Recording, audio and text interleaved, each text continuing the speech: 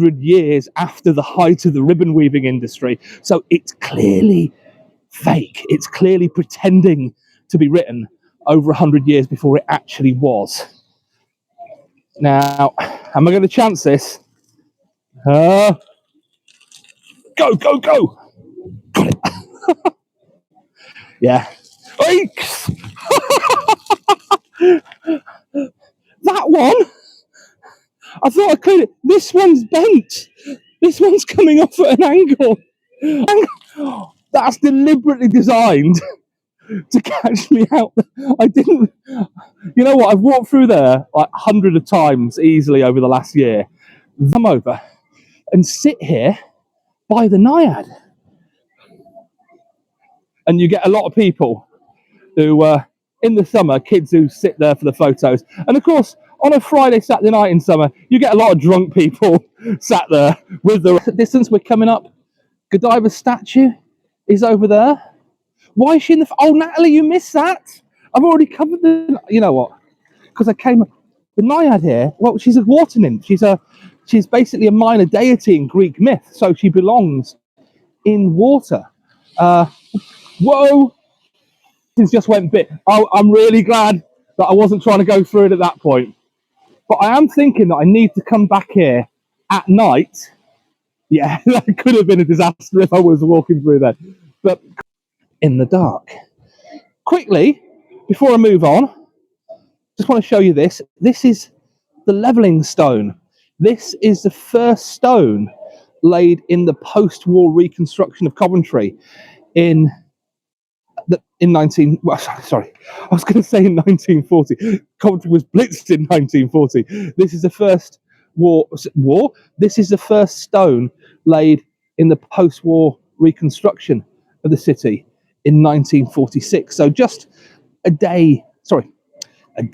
just over a year after the official end of World War II. What we're here for today. What we're here for today is to talk about Lady Godiva.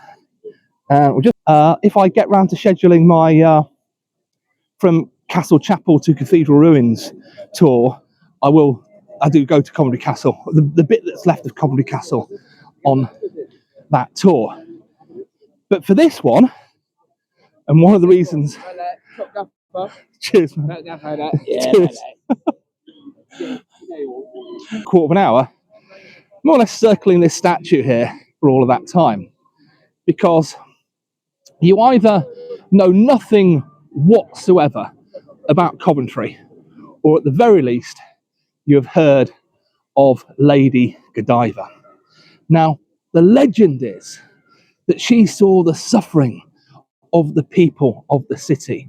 They couldn't afford to feed themselves. They couldn't afford to heat their hovels. You know, some things have never changed. They can't afford to clothe themselves, all because of the taxes being imposed by her husband. Say some things never change. And because of those taxes, the people of the city are distraught. And she begs and she pleads with her husband, Lord Leofric, to lower the taxes, to reduce the taxes in some way. And she begs and she pleads and she pleads and she begs, and eventually he thinks, oh God, how the hell am I going to shut her up? And he comes up with this wheeze. He says, you know what, love? You get on your horse, naked, you ride round the market square, and then we'll talk about lowering the taxes. Obviously, never thinking that she's actually going to do it, thinking that this is just going to stop her going on about it. But Godiva is resolute. This is a very small price to pay to alleviate so much human suffering. So she does it. Now, there's various versions of what happened next. The original version was that it was a miracle that no one saw Godiva as she rode naked through the streets of Coventry that day. There's also other versions that it was Godiva's staff, her ladies in waiting, that asked the people not to look. Another version that it's Leofric himself, the husband, who orders people not to look. Of course, the version that's preferred in Coventry is that it was the people of the town at the time, not a city quite yet, who took it upon themselves out of respect not to look. I say out of respect, but of course, let's face it, if this works, everyone's getting out of paying any tax, so let's not mess it up, eh? And no one looks apart from one man, a tailor called Tom. He can't help himself. He opens his shutters. He looks. He is immediately struck blind, and has been known forevermore since as Peeping Tom. Afterward, the first and most important thing to know about Lady, or more rightly Countess Godiva, whose name means God's gift, is that unlike her male counterparts of English legend, like King Arthur and Robin Hood, she was categorically a real person. She lived 1,000 years ago, and she was married to Leofric, the Earl of Mercia, and they were an 11th century power couple.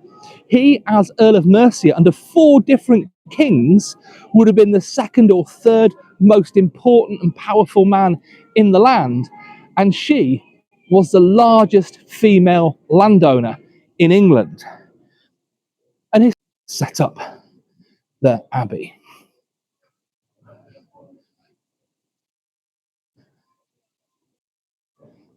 And back through. See, all of this is, say, 40s, 50s construction. Say, Coventry was going to be the city of tomorrow, pedestrianised shopping centre, glorious buildings.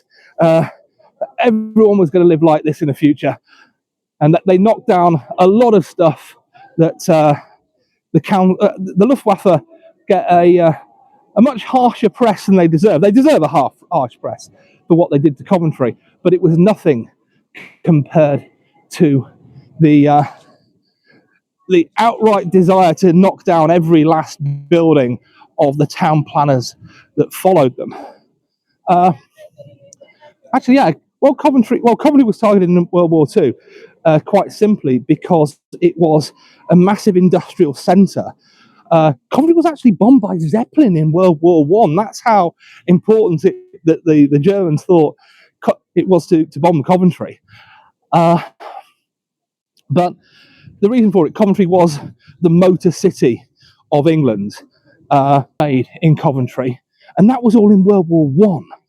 So by the time those industries had expanded, the city was a rather obvious target. And it wasn't just that, because up until the 1930s, Coventry was the best preserved medieval city. Either the sort of grey and red one and it looks gold in good light, but it looks a bit yellow from here. I'll tell you what, why don't I just zoom into the middle of the shot? Yeah, those are on Corporation Street, tightly packed together with workshops and massive factories. So, well, this part of the... Hang on, I'll finish what I was saying. I'll go back and answer that question.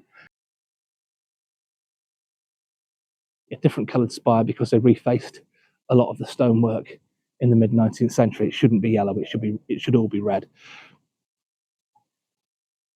But yeah, this was definitely from about the year 1648. That's what the parish records show. The plaque actually claims that this is part of the old cathedral precinct, and what the plaque is actually trying to tell you is that somehow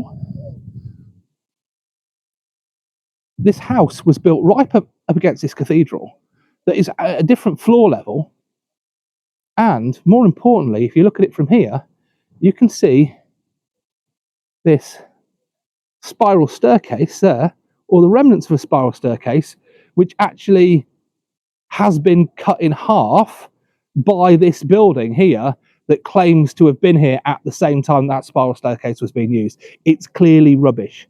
Behind me, you can see the spire for the ruins of the second Coventry Cathedral. People call it the Old Cathedral. It's not. It's the, well, or if it's the old cathedral, where we are now is the older cathedral. And over there, in fact, both sides of that house, you can see parts of the modern Coventry Cathedral.